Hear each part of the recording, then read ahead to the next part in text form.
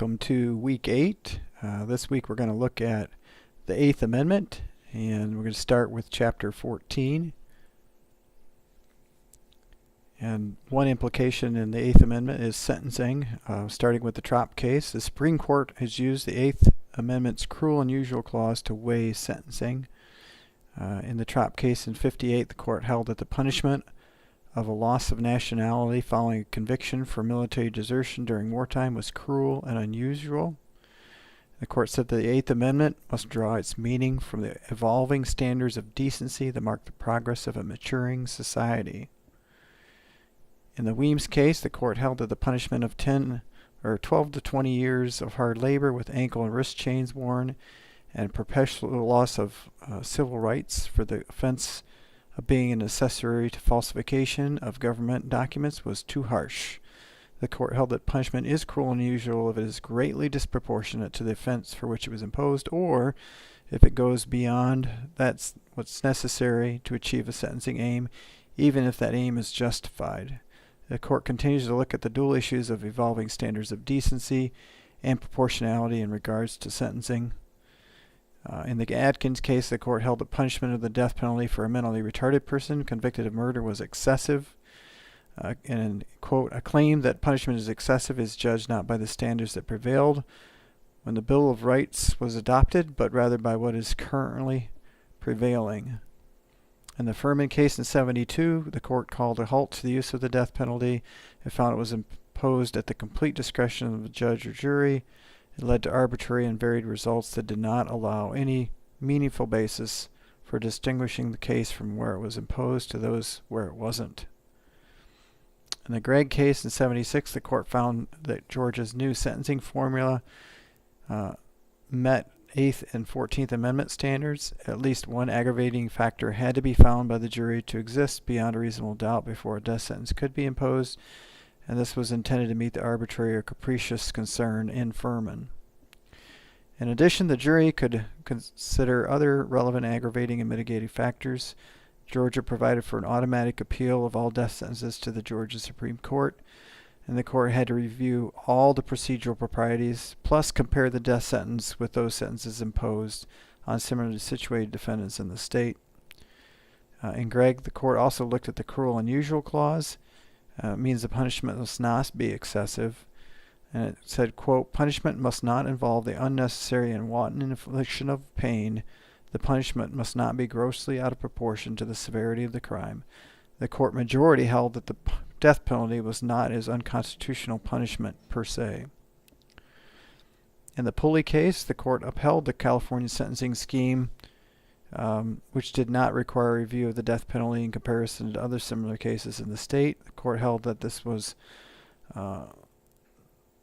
what is required is a system of procedural checks and precautions to prevent arbitrariness. In Woodson, the court had rejected a death penalty system that required the death penalty for all offenses of a certain kind, such as first-degree murder. The court saw an unduly harsh and unworkable, rigid system that has eliminated consideration of an individual defendant. The court has clearly indicated that its concern for individualizing the sentence requires the jury to consider mitigating circumstances in all death penalty cases. In the Eddings case, the court gave the following guidance: looking for a death penalty system that is at once consistent and principled, but also humane and sensible to the uniqueness of the individual. In Coker, the court rejected the death penalty for the crime of rape, held it was unconstitutional on grounds that it was disproportionate to the offense. In Tison, the court upheld the death penalty for a defendant who did not do the murder but was a significant accomplice. Tison assisted his father, another inmate, to escape from prison and then to commandeer a car in which all 4 passengers were killed. The court has held that death sentences imposing on 16 and 17-year-olds are constitutional, and all states forbid the execution of persons who are or have become insane. In the Atkins case, Atkins was a convicted murderer, committed armed robbery, abduction, and in assessing a punishment, a forensic psychologist testified that Atkins was mildly mentally retarded, and the court noted that a significant number of cases, 16 back in 1990 on, prohibited the execution of mentally retarded individuals. As of 2002, 38 states and the federal government have statutes authorizing the death penalty. In 2001, there were 66 executions, and it's kind of a summary of the different types of executions. Another area is death row conditions. In states where the death penalty is authorized, it has been a practice to have a separate prison area called death row. Security conditions are high, facilities are low, recreation facilities are in or attached to the unit. Inmates are allowed out of the shower, out of cells to shower and receive visits. Meals are eaten in the units. Basically, it's high security.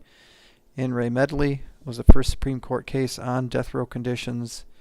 Medley was under sentence of death for killing his wife. He challenged his solitary confinement, and the court held that this was an additional punishment and in the circumstances was unconstitutional.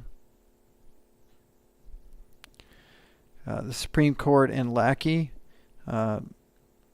said that given some indication that the number of years spent on death row may or may not raise a question of cruel and unusual punishment. Lower courts have addressed conditions. In Sinclair, the court held that denial of an opportunity for regular outdoor exercise for inmates on death row as a matter of law were cruel and unusual. In Mann, the appeals court noted the state allowed these same inmates contact visits with others, but singled out attorneys for the prohibition, and the appeals court held that absent a showing that the ban on contact visits with attorney was necessitated, it wasn't rational to ban them. The appeals court in Smith held that the decision by New York prison authorities to limit visits to the inmate's immediate family was justifiable. And here's the case of Rummel. In that case, the court upheld mandatory life sentence. The sentence was found not to be unconstitutional. And here's the case of Solem.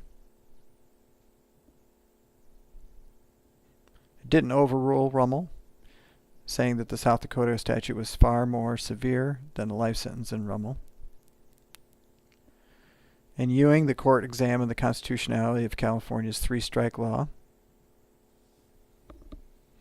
Under the three-strike law, he received a term of 25 years to life. The court upheld that sentence and said it wasn't grossly disproportionate to the severity of the crime.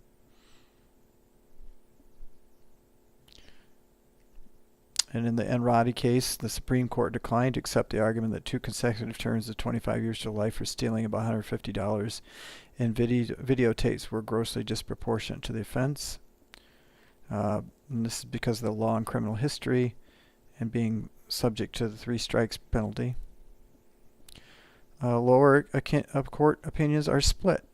In State v. Brown, the court held that castration is a form of mutilation and violates the state constitutional ban on cruel and unusual punishment. In Foster, the court upheld a plea agreement where Foster, in exchange for dismissal of various felony charges, agreed to a 30-year sentence that imposed the possibility of undergoing hormone suppression treatment.